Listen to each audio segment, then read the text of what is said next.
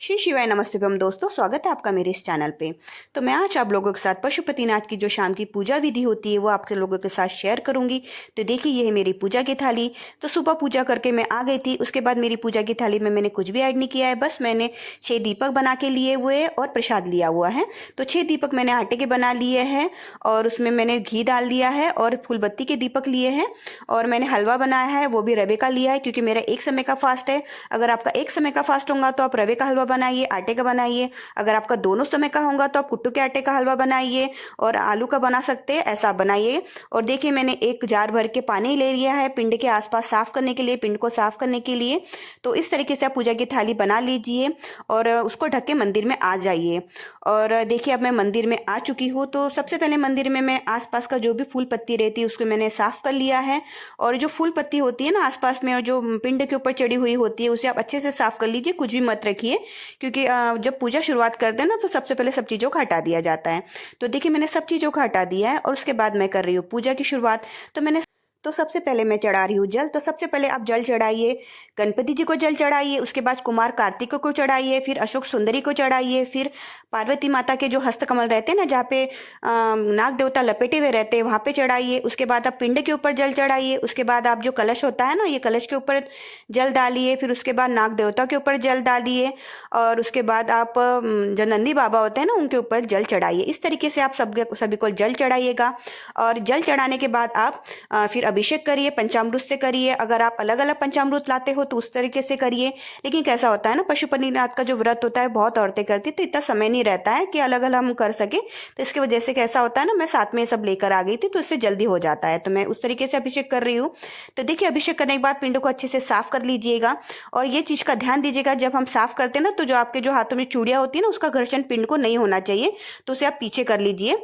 और जब हम पिंड को साफ करते हैं ना तो ऐसा कहा जाता है कि पार्वती माता के हस्तकमल से जब हमारे हस्तकमल मिलते हैं तो हमारी जो दुर्भाग्य की रेखा होती है ना वो साफ होती है। तो आप शिव जी के आसपास में जो भी सामान फैला हुआ है, यानी जो अभिषेक का जो सामान फैल जाता है वो अच्छे से साफ कर लिए, वहाँ पे कुछ भी मत छोड़िएगा आप। और ऐसा कहा जाता है कि जो शिव जी की जो शिवलिंग की जो पिंड होती है ना, यहीं पे शिव जी का पूरा परिवार बसा हुआ होता है।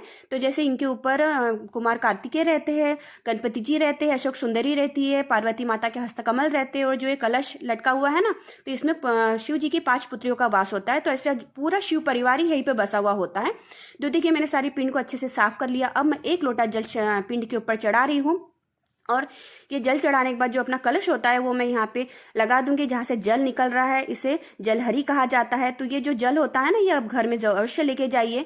ऐसा कहा जाता है कि ये जो जल होता है हम जब घर में छिड़कते हैं ना तो अपने जो दरिद्री रहती है घर की वो निकल जाती है। तो ये जल आप सभी को अपने आंखों से लगाने के लिए कहिए, घर के लोगों को उन्हें पीने के लिए कहिए, जो अपने पानी का पात्र होता है ना उसमें भी डाल दीजिए। तो इस तरीके से जल आप अवश्य घर में लेके जाइए। तो देखिए, अब मैं कर रही हूँ शंकर जी का श्रृंगार। तो शंकर जी को जो अष्टगंध चंदन होता है ना वो बहुत ही ज्यादा प्रिय होता है, तो वो उससे आप उनका श्रृंगार करिए। तो देखिए, मैं बना रही हूँ अभी ओम, और ओम बनाने के बाद मैं बनाऊंगी त्रिकोण। अगर आपके पास समय नहीं होगा ओम बनाने का तो आप त्रिकोण बनाइए, क्योंकि कैसा है बहुत ज्यादा गर्दी रहती है मंदिर में तो इतना समय नहीं रहता है, तो आप त्रिकोण भी बना सकते हैं।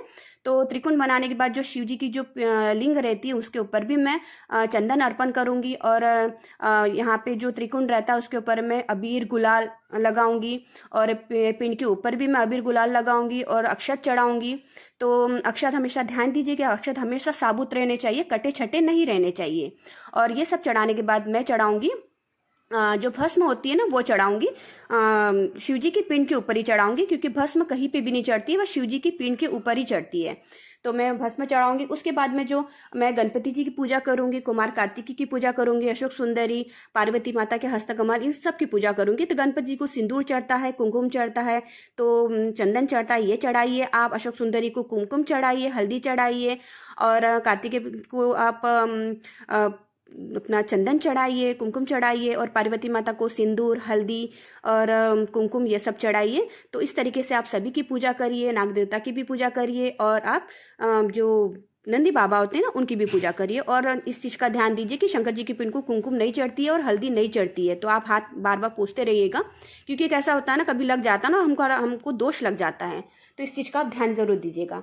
और जब आप नंदी बाबा की पूजा करते हैं ना तो नंदी बाबा को ये अपनी जो मनोकामना है ना उनको पूर्ण करने को जरूर बोलिए, क्योंकि वही एक माध्यम होते हैं जो हमारी मनोकामना होती है ना वो शंकर जी तक ले जाते हैं। तो उन्हें ये अपनी मनोकामना जरूर सुनाइए।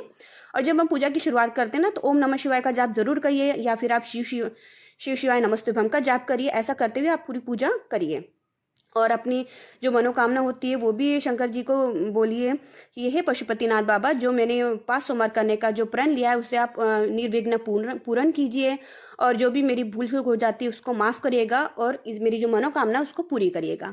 तो देखिए मैंने ये सब कर लिया। अब मैं चढ़ा रही हूँ कलेवा, वस्त्र रूपी जो कलेवा होता है वो शंकर जी को पिंड को चढ़ा रही हूँ। उसके बाद मैं चढ़ा रही हूँ जनेऊ। तो इस तरीके से मैंने जनेऊ चढ़ा दिया। अब मैं चढ़ा रही हूँ इत्र।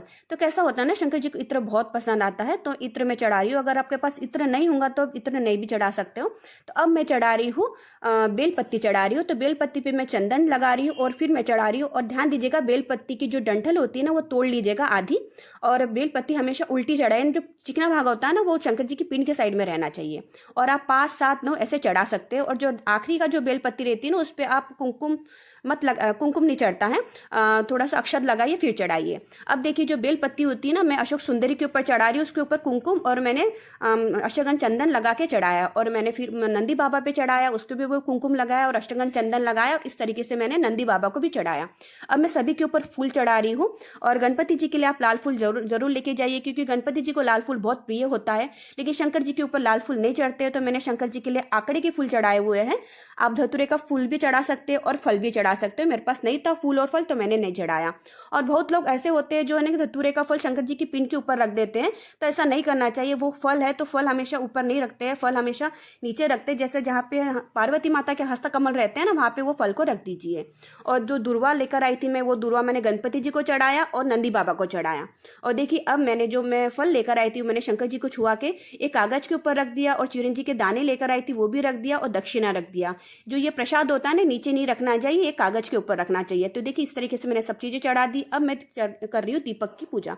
तो दीपक आप डायरेक्ट जमीन पे मत रखिए, कुछ ना कुछ रख के रखिए। जैसे आप अक्षत रख सकते हो और फूल पत्ती रख सकते हो। तो देखिए मैंने फूल की जो पंखुड़ियाँ रहती वो रखी, उसके ऊपर मैंने दीपक रखे, और जो छठा दीपक होता है मैंने अलग से रखा है। तो कैसा होता है ना, हम डायरेक्ट दीपक जब रख देते हैं ना तो ऐसा कहा जाता है कि जो भी इसका जो फल रहता है वो जमीन के अंदर चले जाता है। तो ऐसा नहीं करना चाहिए, कुछ ना कुछ रखिए, दीपक जलाइए।